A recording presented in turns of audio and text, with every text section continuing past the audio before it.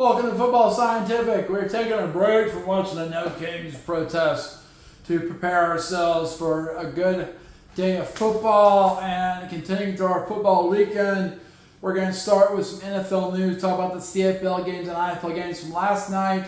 Our predictions are amazingly good. We're talking about the ELF games played this morning, and then we're going to talk about the UFL Championship game and NAL Championship game going forward. So that's the plan. It should be a pretty short episode, but action-packed as always. Remember, I'm Aaron Sauter. I'm a writer for FootballAnalysisOne.com. I cover the Cincinnati Bengals in the NFL.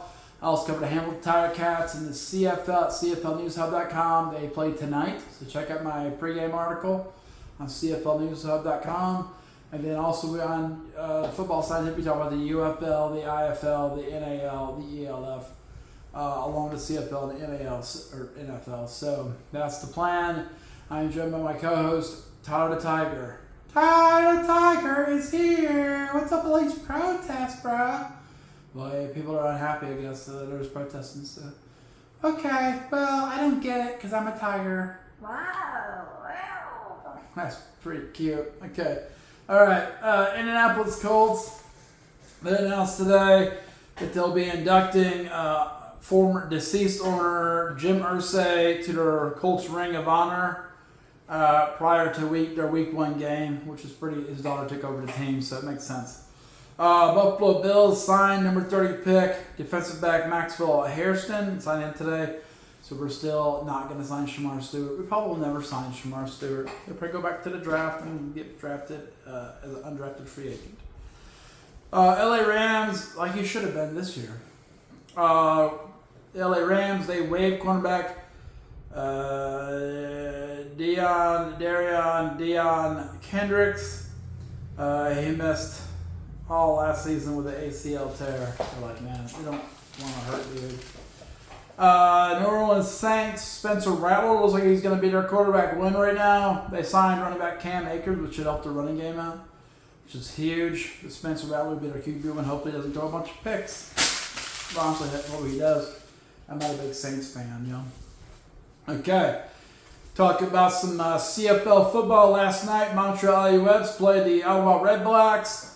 Montreal came out and put on an offensive clinic. They threw for 344 passing yards, 1 touchdown and 1 interception with Davis Alexander running the show. He's very good right now. They ran the ball for 99 yards, and they did have 1 fumble. Okay, so they gave the Ottawa Red Blacks a chance. But it wasn't much of a chance. They scored another defensive touchdown, 2 in 2 weeks. And that's a huge boom. If you score a defensive touchdown, you put yourself in a great position to win the game. They had 3 interceptions. Boom, right there. That's 2 out of 4 things you got to do to win. And they ran for more yards. Out of Red Blacks, Matt Schiltz came out and threw the ball for 210 yards. 1 touchdown, 3 interceptions. That's disastrous. And they ran the ball for 40 yards. They had a rushing touchdown with Denny. The crumb dude. So, how'd this go down? Well, it looks like Montreal won by scoring a defensive touchdown. They had interceptions, and they won in the running game both ways. Okay, they stopped the run and they ran the ball well. Also, they did have a fumble, but they had no interceptions. They had 1 interception, but they did score rather than have touchdowns rather than have field goals. So, out of 8 areas, they ran it. They won in 1, 2, 3, 4, 5 out of 8 areas. That's going to be a win, and Montreal won 39 to 16, I believe. It's 12, something like that. I didn't write down their score. It's by a lot. 13, I think. I don't know. 16. I think they really kicked their butts. Montreal's 2-0 now. Ottawa's 0-2. That's good news. I hope the Tigers can get a win this week against Saskatchewan in a big upset. That would put them in 2nd place. While the Toronto's playing right now. IFL, Jacksonville Sharks traveled to the Green Bay Blizzard. Just kind of played out the way I thought it would. I watched the game. The stats are not available. The Green Bay Blizzard and Max Miler were pretty much unstoppable on offense. They're just unstoppable. Jacksonville Sharks tried to keep up, but they had a few key turnovers. They had a fumble and a touchdown, and they got stopped a few times. Green Bay didn't play a lot of defense, but played enough, got a few takeaways. Their offense is pretty much unstoppable. Max Myler right now. They definitely outran the ball against Jacksonville. They destroyed them in the running game. So, with no surprise, Green Bay Blizzard win the game at home, 75-43. That's a blowout, but 43 is about what I thought Jacksonville would get. 75-43. Green Bay's offense explosive. If the Quad City Steamers lose this week, then that's going to be a tie in the East. But we'll see what happens tonight with Quad City. Okay. In the Rockall Panthers played the Cologne Centurions. No surprise here. Centurions are real bad. Rockall Panthers came out and bounced back from last week's loss to Prague with 205 passing yards, 4 touchdowns, 8 interceptions. They ran the ball for 206 yards for 3 rushing touchdowns. Explosive game. Cologne Centurions threw for 96 yards and 44 yards. They scored no passing touchdowns. They had 2 interceptions. And they ran for 44 yards. So pretty much Rockall won in every area you can win in. They ran the ball better. They stopped the run. They did not throw interceptions. They did not fumble. They did score touchdowns rather than field goals. And they intercepted 2 passes. So that's like 7 out of 8, 6 out of 8. Fact that you got to do to win, and they won 57-3. No surprise. What is surprising is how bad the Hamburg Sea Devils were today. I mentioned they were 2-2 to go into Rhein Fire. It was 1-2. And Rhein Fire, they just lost their head coach and the offensive coordinator. I figured they'd be a shell of themselves. But since a lot of their talent left to Norwich Storm and now their coaching staff's all left on them. But Hamburg is just amazingly bad. Hamburg passed the ball for 7 yards. 7 yards. 0 touchdowns and 4 interceptions. It doesn't matter what the other team does. If you're going to pass for 7 yards and throw 4 interceptions and no touchdowns, you're going to lose. They did run the ball for 25 yards, which they did do one thing you're supposed to do. They wanted the running game. Ryan Fire threw the ball for 128 yards for 3 touchdowns and 1 interception. So they got an interception, but they had 3 more interceptions. And then Ryan Fire only ran for 194 yards for 2 touchdowns. But those 4 interceptions, there's 11 yards of difference in the running game. Not a huge margin. Probably should have been a close game. But instead, it's 43-0. Ryan Fire over Hamburg. They shut them out. They destroyed them. 4 interceptions.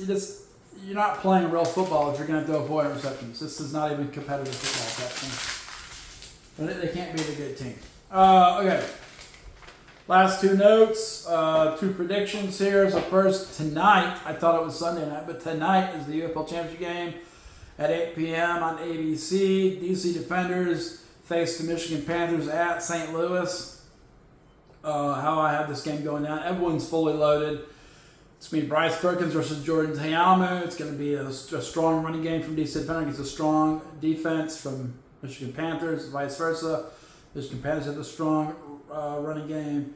DC Defenders have a strong defense. But here's why I look at it. The DC Defenders are really good at rushing the passer, but not so good at stopping the run. If you run the ball well against DC, you're going to have a chance to win. And I think Michigan will be able to do that. I think they'll be able to run the ball, control the pace of the game, and they'll force DC to make a few bad decisions when they're behind the chains offensively, okay? So I had this game going down. Michigan Panthers winning the game in their first UFL Championship, 25-23. Total points, 48 scored. DraftKings mostly agrees with me. They had Michigan Panthers favored by 3.5 points.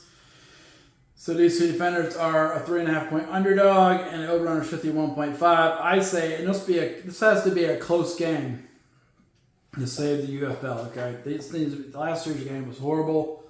The Browns got rolled by the Birmingham Stallions, 25-0. It was an embarrassingly bad game, and then Browns have only won 1 game since then. So I mean, that's real bad. Michigan Panthers is the first time Birmingham Stallions are not involved in a modern spring football championship in the UFL, USFL, or XFL. So Panthers need to probably lay down the smack. It would be nice for an XFL conference team to win this, but I don't think this matchup plays well to them. I think they would have beat Birmingham. I don't think they're going to beat Michigan. So with that in mind, I have Michigan win this game 25-23.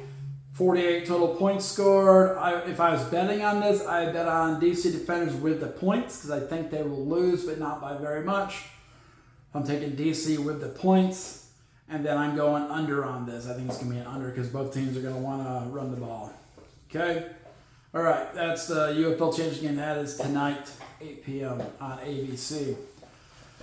Boom. Also, Monday, June 16th, 8 p.m. Eastern on YouTube on the National Arena League channel. We have the NAL Championship game. The Omaha Beef, who are 8-1, travel to the Beaumont Renegades, who are 8-1. I have this being a close game that comes down to the last drive. I think Beaumont's going to win 49-47 if it was in Omaha. I had Omaha winning. I think Beaumont's been very tough. They beat Omaha earlier this year in Beaumont, so I think home field advantage. Beaumont's been finding a way to win. Omaha's had a few issues along the way that's held them back, including getting beaten by the Minnesota Warriors in the first game of the first preseason game. It all kind of started there. They're 8-1. Beaumont's 8-1, but I have Beaumont win this game 49-47. 49-47.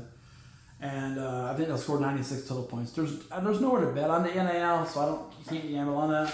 But if you could, I'd take Beaumont with a money line. Okay, so that's the news.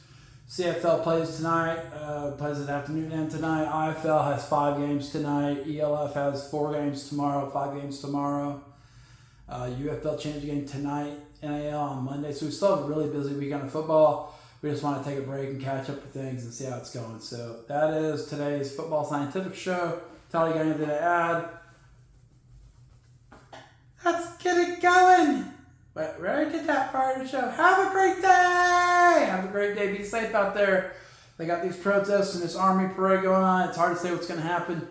Watch the UFL Championship game instead. It should be very relaxing, okay? Okay. With that in mind, Football Scientific portal is now closed.